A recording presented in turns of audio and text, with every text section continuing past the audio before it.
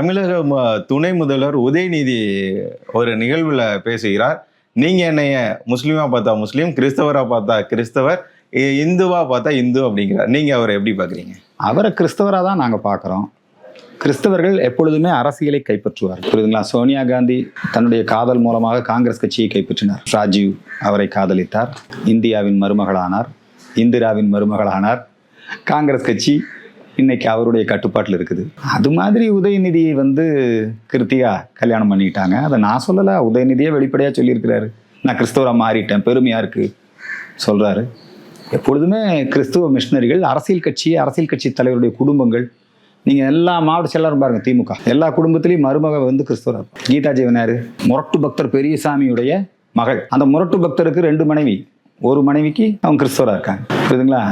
எங்கால் இருக்கிறாரு ஐ பெரியசாமி, மெர்சி மருமகள், செய்தி வாசிச்சுட்டு இருந்தாங்க. இப்படி கிறிஸ்தவர்கள் எல்லா இடத்துலையும் அரசியல் குடும்பங்கள், இது டிஎம்கே குடும்பம் மட்டும் இல்லை, அரசியலில் சக்தி வாய்ந்த குடும்பங்கள் எல்லாம் கிறிஸ்தவர்கள் ஊடுருவி அந்த கட்சியை கைப்பற்றிக்குவாங்க. நடப்பது சிஎஸ்ஐ ஆச்சுன்னு நானா சொல்கிறேன், மு க ஸ்டாலின் சொல்கிறார் இல்லையா? அதுதான்